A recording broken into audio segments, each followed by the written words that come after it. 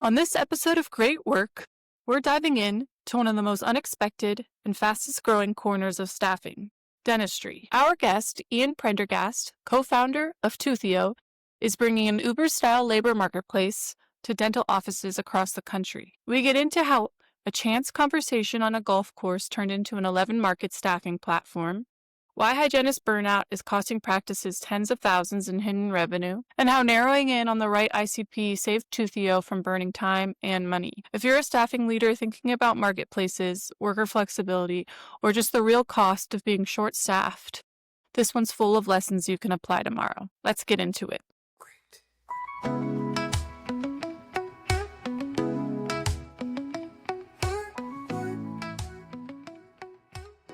Ian, welcome to the Great Work Podcast. Super excited to have you. Thanks for having me. I'm excited to chat. Of course. Well, Ian, I've known you for years, but for those who are not familiar, what is Toothio? And maybe you could just give us a little bit of a background on what you guys are building. Yeah, absolutely. Think of Toothio as kind of an Uber-esque model, but for the dental space. So we're technically a labor marketplace for the dental industry. We give dental professionals the ability to pick up shifts on demand. Those shifts are sent directly to their phone. They can accept or decline. They clock in and clock out with our technology, and they get paid the same day they work. Gig work, gig-based, but in the dental industry where there is a massive labor crunch and supply constraints. So we launched back in 2021, and since then we've expanded to about 11 markets. So it's been quite the ride. So amazing. And Ian, I've known you since your time at Quick, when you were building hospitality staffing at Quick, and you've done some work in home services before that. So you've always sort of had this experience in the contingent workforce and providing a really amazing software and payment experience for them. But what got you excited about dentistry in particular? Because it's kind of one of the more niche staffing models. Would be so curious to hear, how you found that niche and why you decided to dive in there. Yeah, I mean, I'll share the story. I'll share the story that I've shared a few times now on a few different podcasts, but I'll go into it again here. Obviously, my background is in labor marketplace, and learned a tremendous amount through my experience with Quick, and then once again with Steady Install, kind of in 2020, 2021. And I was on a golf course, actually of all places, back in 2021. Ended up connecting with a dentist out of Denver, Colorado, and he ended up in our foursome. And he starts talking about how he's a dentist and he had multiple practices and how he's had these kind of massive staffing problems. And everybody he's talking to wants to be part-time or temporary. They don't want to work full-time. They're expensive, and recruiting is really, really hard. And so this was like, kind of a micro view or atomic view of the industry as a whole. And I didn't know much about dental at that point in time, but it piqued my interest. So I went home and I started doing a little bit of research into the dental space as a whole. And I found some things that were pretty compelling. The first thing I found is that there was a survey out of the American Dental Association. And in that survey, it said that 97% of dentists, of doctors, said that staffing was their number one factor limiting volume. And 95% of doctors said staffing was extremely difficult. We knew there was a huge problem with staffing in general in the industry as soon as I saw that. The second thing I saw is that there was another ADA survey, I think it was 2020, was that 75% of dental hygienists had flexibility as their number one priority or number one value proposition. So it wasn't necessarily how much they were getting paid or what kind of benefits they have or what type of practice they're working with. They wanted flexibility in their schedule. And when I saw that, I thought, okay, we have something. We have something here. Like, there's nobody really doing a great job of this. A couple kind of legacy players, a lot of like traditional kind of mom and pop, legacy staffing companies, but not a lot of like great tech, companies, right? No, not a lot of true labor marketplaces. And so I thought we had a huge opportunity. And the last piece of the puzzle was, it didn't happen that day. I think it was a few days later. Somebody sent me a survey. It wasn't an ADA survey, but it was an article, and I forget who wrote it. It was an article about how the demand for dental services is going to continue to trend up. It's going to be one of the top 5 industries in the country over the next decade. I think at the time when we launched, the dental industry was growing at about a 9-10% CAGR, and that trend is continuing to hold. It's still one of the fastest growing industries in the country, and it's projected to be for the next decade. So you've got this problem, right? You have this demand for dental services is through the roof and it's supposed to continue to climb. And then on the flip side, you have less supply, less dental professionals to fulfill that demand than you've ever had, right? Enrollment in dental hygiene schools is down. Enrollment in dental assisting schools is down. So we have this very interesting dynamic brewing in the dental space right now. Wow, that totally makes sense. And just curious, what were these dental offices using before you guys existed? Like, how were they finding people last minute to fill in those shifts or to come on board for a couple weeks at a time or while someone was out of office? How did they solve that problem before Toothio existed? Yeah, it's crazy, but it's group texts. It's people trying to store information of the hygienist they met 6 months ago or a year ago, friends of friends, family members. It's getting in social groups and posting in these social groups, these hygiene groups and assisting groups locally. You might have a local staffing company in your market where you email them, you send them an email like, hey, here's what I'm looking for, and they email you back, and you go back and forth, and they try to figure out if somebody's available from their network. Then they charge you a 50% markup on the labor for that day. So like completely antiquated, very slow, very inefficient. That was primarily what was happening back 5 years ago. That's so true. And I really like that point on the supply side because to your point, a traditional staffing company, like let's say a nurse and healthcare staffing firm that's not used to working with dental offices, just quite frankly wouldn't really have even the supply or the Rolodex of workers to reach out to. It would really have to be a special project that they take on, which could take weeks or months to even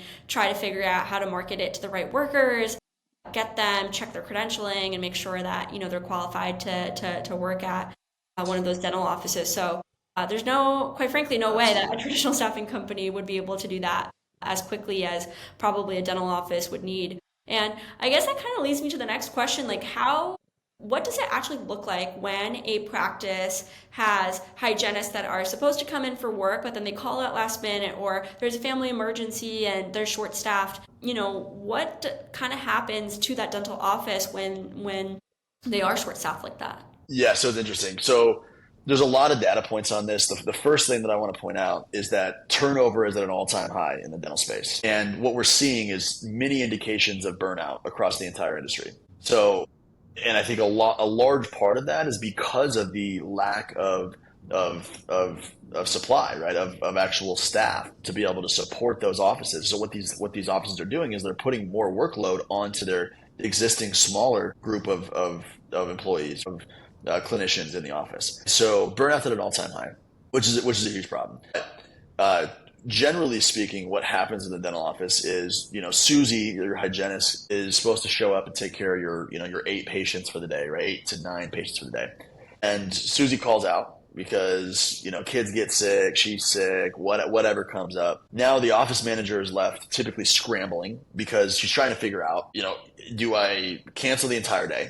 Do I cancel all of our patients? Do I cancel the morning and try to find somebody between now and 11 a.m. to get the afternoon patients done? How much support are we going to need? And basically going back and forth with the dentist or the doctor or the owner to try to figure out how to game plan for that day.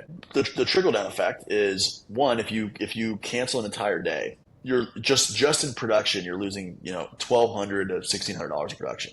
So that's gone, it's out the window, done. What I think a lot of people don't realize is that when they canceled the day, they didn't just lose that $1,200 to $1,600 a day in production that they were going to get from their hygienist. They're going to lose 2 of those 8 patients, statistically, on average. Those two of those 8 patients are going somewhere else. Well, their lifetime values are $10,000 to $15,000. So you didn't just lose the $1,200 in production that you were going to get that day. You now lost probably $20,000 to $30,000 more than likely because you have 2 of those 8, 2 patients that are gone, that aren't coming back. Somebody else is going to service them. And we're getting to this age where there's less and less loyalty, right? And so more than likely they're gone. Statistically, they're gone. And so the opportunity cost of not having somebody in that chair that day is much higher than I think a lot of people realize. A lot of the DSOs understand it, but a lot of the individual private practices don't fully understand what the opportunity cost of canceling a day or not having somebody in the chair that day really is. Everything you're saying totally makes sense. I guess for me, putting my CEO hat on, do dental offices and private practices get what you're saying? Like, can they actually visualize the concept of that revenue loss if someone is not staffed? Or what are the ways or methods that you're actually convincing them to see that potential in the revenue loss? Because we know it's true, but when you put a number on it and you actually visualize it, how are you convincing those dental offices and private practices to really heavily considered the revenue loss that comes from short staffing? It's a good question. I don't think we figured it out quite yet. What I will say is DSO, so dental service organizations, which are our enterprise customers. There are Heartlands and your DCAs and your MB2s.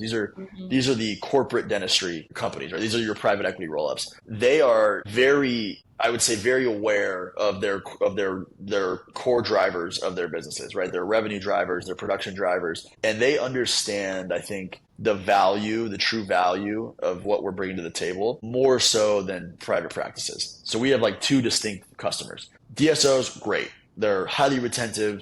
They're sticky, high volume, because they understand the value that we're providing to them on a daily, weekly, monthly basis. And they understand the opportunity costs of not having that service, not having somebody in that chair. Whereas private practices, it's kind of a mixed bag. You'll get the dentist that's like, cancel the day.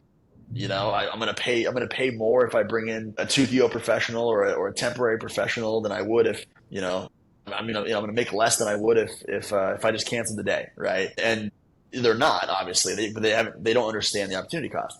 And historically, we've not had a tremendous amount of success convincing private practice doctor, dentist John, that he's going to lose more by canceling his day than by bringing in a Toothio professional, regardless of what we're charging. It's not even relevant because of the opportunity cost.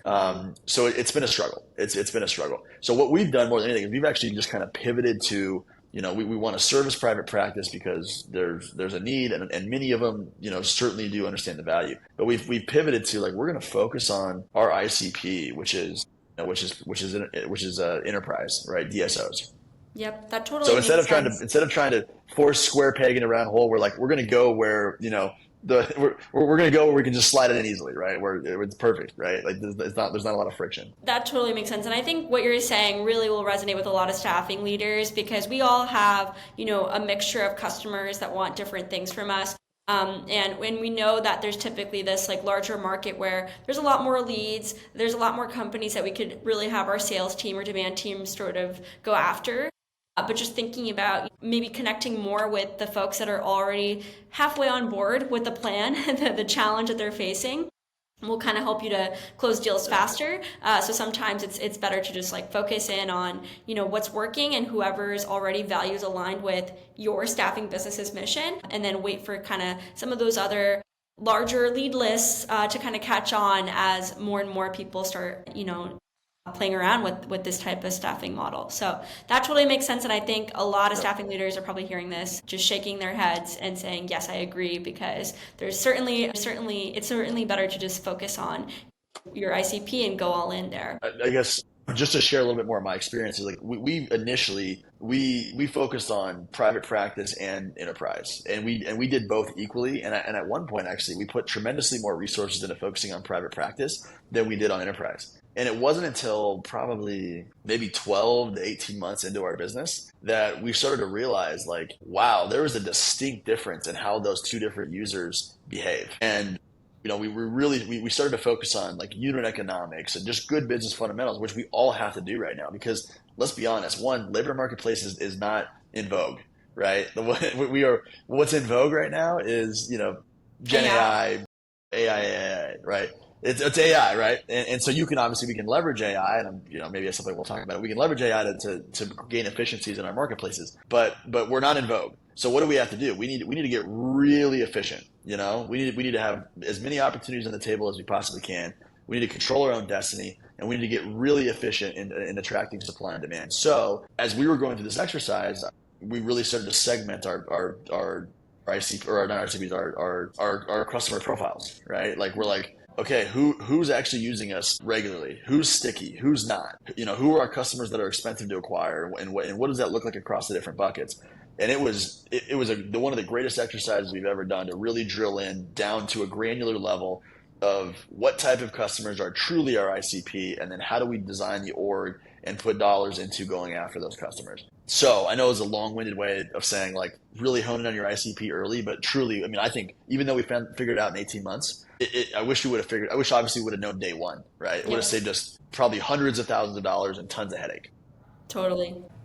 That makes sense. So We've talked a lot about the business side of, these dental offices and private practices and what they really need in this day and age. I want to switch to the supply side. So is there something in particular with the dental hygienist that requires them to want more sort of on-demand style work, flexible work? Or is this just like a macro trend that everyone across all industries wants, just like more flexible on-demand style work? What are your thoughts on that? I think it's interesting. This is a hotly debated topic. So I wish I gave a presentation at a conference maybe a year ago in Atlanta, and I talked a lot about the transient nature of work kind of evolving and the different verticals that it's impacting the most, and dental is certainly one of them. The gig economy, which I think we don't use that word for some reason very much these days, but it really is kind of a great way to describe kind of the macro trend. But it's growing, and it's been growing steadily for the last 8 to 10 years. And especially the last few years, we've seen tremendous growth. I don't remember what the exact numbers were, but the gig economy as a whole is trending up. Like, there's more people that are looking for flexible work, gig-based work, more people making gig-based work a full-time, kind of a full-time job versus a part-time or supplementary income. And it's happening in dental. And so I think specifically in the dental trends that we've seen, I think a lot of it is a function of what happened in 2020. And I think we had this boiling over point where, we had dental hygienists, dental assistants, generally people that were working in these dental offices that were burnt out. They were feeling the pressure. They weren't necessarily happy. And in 2020, everything shut down. And they got to go home and kind of reset. And I think what happened is there was a fundamental ideological shift across the entire space, across all these dental professionals that were previously in the space. I think when they came back, there was a sense of, I'm not willing to put up with this anymore, right? Yep. There was a sense of, I don't want to be overworked. I want to be able to. I learned what this work-life balance was, with spending time with my family, spending time with my children, going on vacations, and they didn't want to give it all back. They wanted to hold on to that. So I think what they started doing is they started looking for these alternative approaches of, all right, well, how can I still earn money for my family and still do, in some cases, what I love, but without the additional pressure of, being in a full-time role and having all that stress and everything on top of it. So they turned to these temporary solutions, right? These labor marketplaces, these platforms. And so 2020 was this huge catalyst that I think really accelerated the transient nature of the dental industry. And I think also what we're seeing, which is another, tailwind for businesses like ours in the dental space, is the younger generation, particularly the younger generation that's just coming into the space. They're not broadly looking for, 5 days a week full time either. They still value flexibility. There's an ideological shift. They don't want to go commit, 40, 50, 60 hours every week to working in a dental office. They would love to be able to plug in for a week or 2 or 3 or maybe a month and then go take 2 weeks and travel, or 2 weeks to do whatever the heck they want to do. So there's an ideological shift across the entire industry that I don't think stops in dental. I think there's many other industries that this shift is occurring in or has occurred in. I honestly think it's maybe a better time than ever to be building a labor marketplace. I really do. Yep. For a lot of I'm reasons. also long on labor marketplaces, and I think this shared sentiment of the macro trend of just workers all around wanting a little bit more work-life balance, or just the ability to be a little bit choosier about the days and times that they work, is definitely there across all industries. And earlier in our conversation, you mentioned a little bit about dental hygienist burnout, because there quite frankly aren't enough dental hygienists for the demand that we have. I mean, you and I and every other American, we're getting our 2 cleanings and then plus more. So there's certainly a ton of consumer demand compared to the hygienists that are sort of out there on the market. So burnout is huge, and just making sure that staffing platforms can kind of be used to supplement these offices, especially for the workers that are experiencing burnout. Because if a worker is burnt out and you're having them work those 60 hours a week, week over week over week, something's going to pop. So it's really just important for these offices to just be conscious of that and to kind of supplement with these staffing platforms to ensure that the workers don't get burnt out and still want to stay in the field for as long as possible, because we need them. Exactly. Yeah. Turnover is extremely costly. Yeah, exactly. And sort of, one of the final questions I want to ask you is, you guys have obviously done an amazing job building a tech forward like labor marketplace that's really connecting the hygienist with the actual office that they're going to be working at. Is there something in particular that's special about the tech that you're doing that makes it easier and faster than ever before to connect these two parties together? It's a good question. This is kind of, I'll say our, because I'll refer to our founding team. I have two co-founders, two fantastic co-founders, and this is our kind of our fourth or fifth collective rodeo when it comes to labor marketplace. And so we chose a tech stack that gave us tremendous flexibility early. And one of the tools that we used, I think that was maybe one of the most impactful that gave us flexibility, was Hasura. And Hasura just gave us the ability to effectively completely rebuild our schema over and over again without basically choosing a path and being married to it. Right. Yep. So we could take the time to figure it out early, and we could pivot easily. So, that was a big one for us. And then I think, just generally speaking, we didn't overbuild early. We really, we use a lot of growth hacks, a lot of Zapier, a lot of Airtable, a lot of low code, no code solutions to try to validate before we decided to go spend a lot of engineering resources and money to build it. Totally. And I think that's something that maybe gets overlooked pretty consistently, is you have it. I think we as founders, we have this idea in our head and we're like, we need to go build this.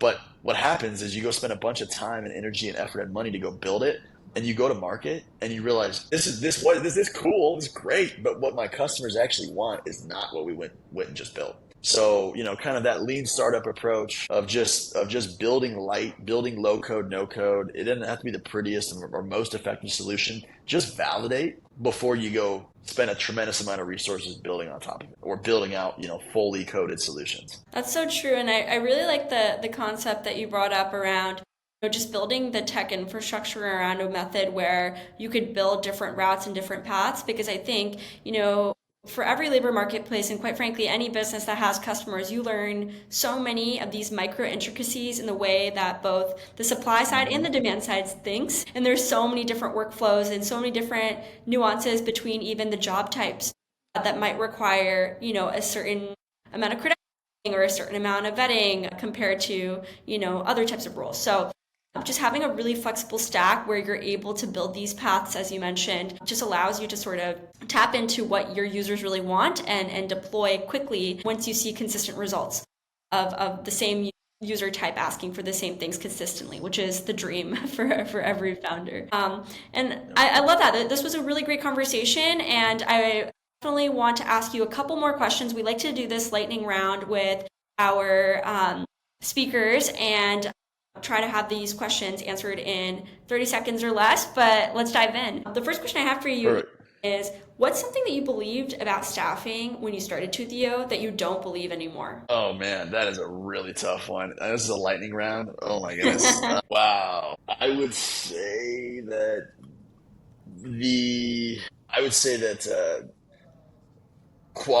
quality is of the utmost importance, meaning putting a warm body in place is one thing, but generally speaking, once you stop focusing on quality, everything else around it falls apart. And I think maybe my approach originally was just focus on high fill rate, right? No matter what. And high fill rate's great. There is value in that, but you do have to figure out, you need to take a quality first approach. So I'll stop there because I know we're lightning round. Totally.